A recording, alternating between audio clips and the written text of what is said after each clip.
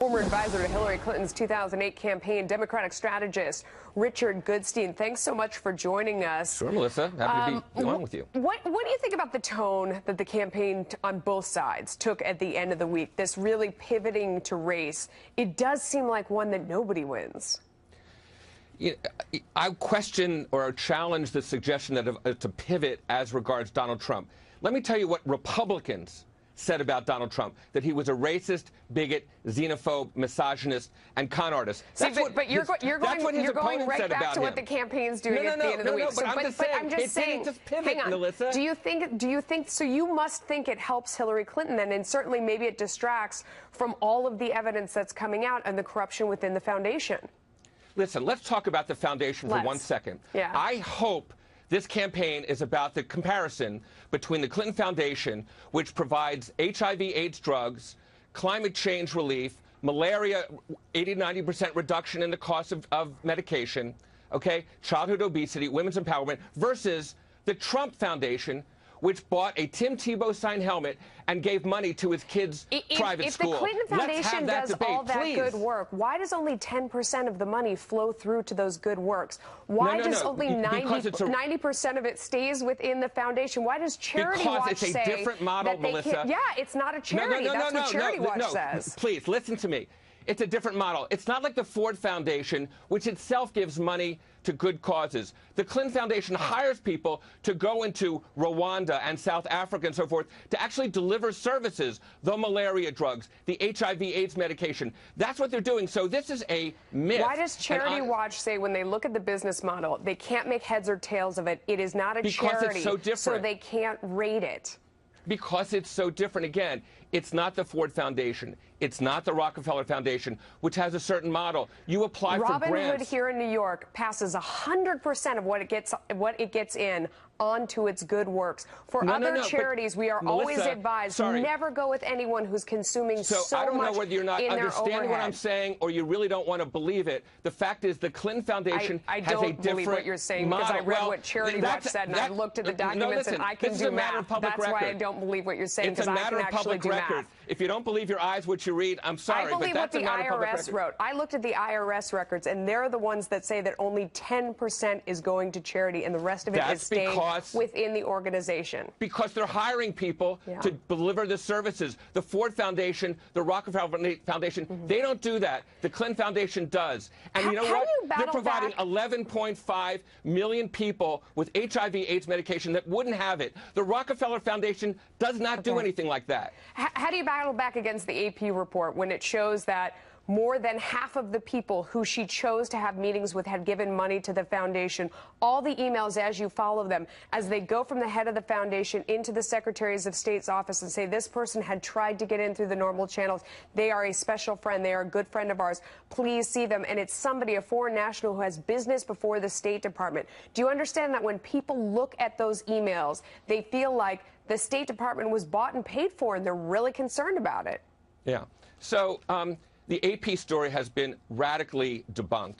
No, because it hasn't. what it didn't include was the thousands of meetings that she had in addition to these few. And look, those were mandatory meetings that were her job. That was her job. That was her job. Those were the meetings that she had to have. Let me ask you something, The meetings Melissa. that we're talking about, hang on, the meetings that we're talking about here are the optional ones where she had discretion to do it or not. The AP sorted out the ones where it was her discretion. Elie Wiesel is a famous Holocaust survivor. Elie Wiesel is a famous Holocaust survivor.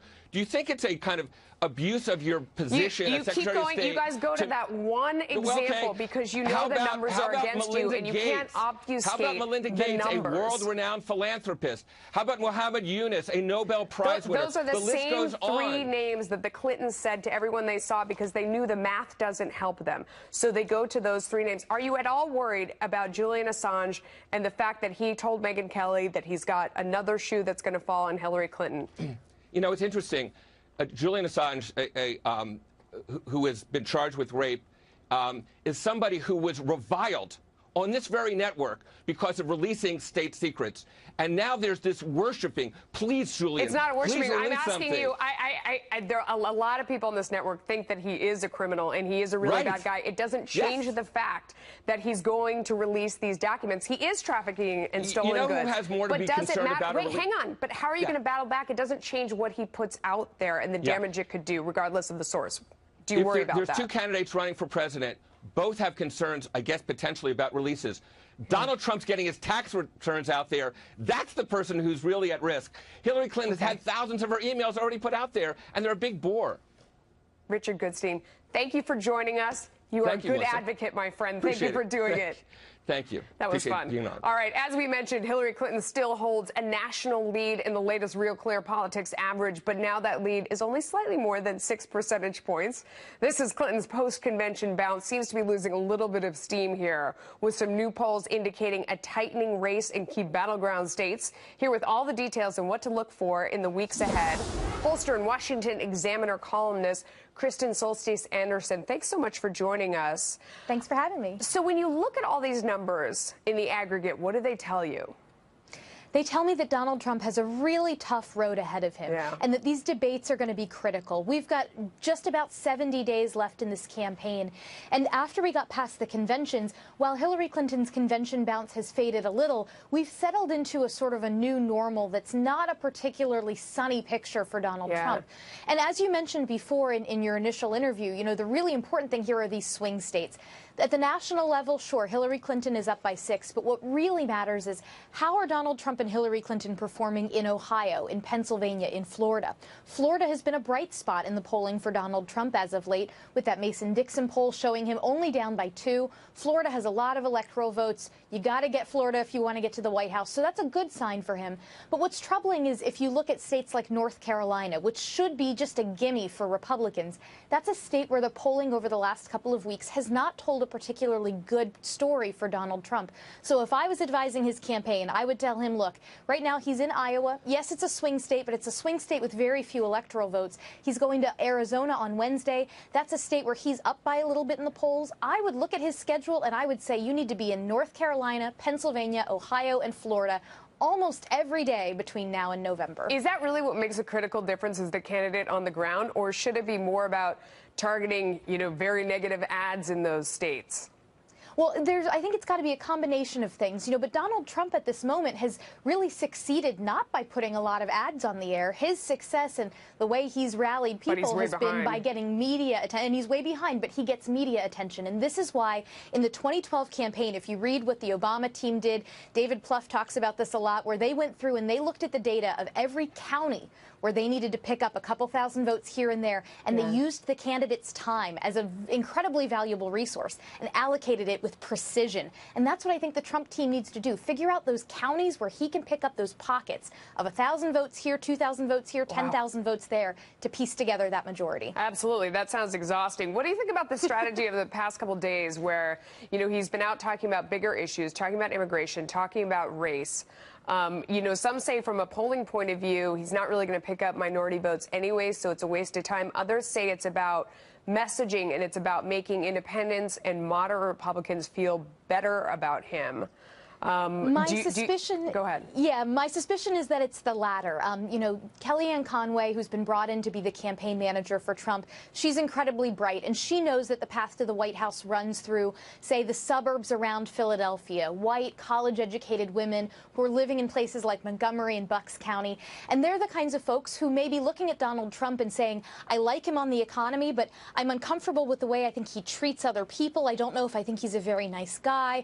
And so this is, I think, him attempting in these last 70 or so days to send signals, hey, I'm not the big bad guy that the media has made me out to be. But again, it may be too little too late. Yeah, so you would say instead of doing that, focus on these little tiny communities and going there in person and trying to swing those particular votes. That's the way to go? Well, I think by going to these markets, what's really important is not just the people who show up at your rally, but it's that you then kind of saturate local media news coverage. You wind up on the front page of that paper with a message that's specific to that community. That's why the candidate's time is such a valuable resource and why it needs to be managed so effectively. Yeah, I heard Kellyanne Conway talking about that on Friday for sure. Beyond that, I mean, what would be your advice? Turning back to the email story, I mean, at this point, highlighting the negativity of the other candidate and keeping it focused on that, do you feel like the story about credibility, whether it's the foundation, the email, any of that, is getting through, or does it make Republicans look bad that they keep, harping on the same thing?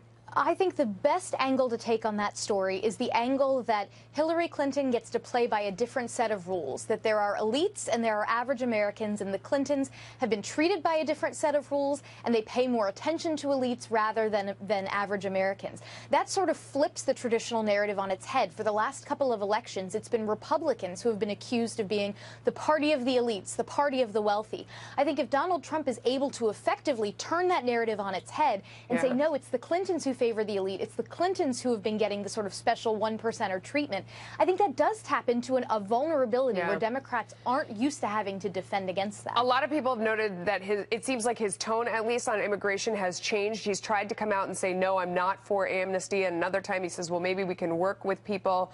I feel like anything that's coming out of his mouth at this point has probably been focus group to death.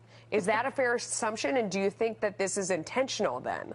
Well, I bet you Donald Trump would push back against the notion that he's doing any focus groups. He always says that people like me who do polling, he doesn't listen to people like us. But it does seem like he may be getting that advice from someone like a Kellyanne Conway, who has seen that even within the Republican Party, there's a pretty sizable portion that says, look, maybe we at least should have some kind of a path to legal status. And so Donald Trump was able to win large portions of Republican voters in the primary who said, I support a path to legal status. It's not the only issue that matters for his campaign, but I think he now understands, look, we're in a general election. If I stay on my primary message, I'm going to be stuck at 35% of the vote. That's not nearly enough to get to the White House. I've got to go a little broader. Kristen Soltis Anderson, thank you so much for joining us. We appreciate it. Thank you. The best of street justice is still ahead tonight. I can't wait. Plus, we'll get into all of this with our political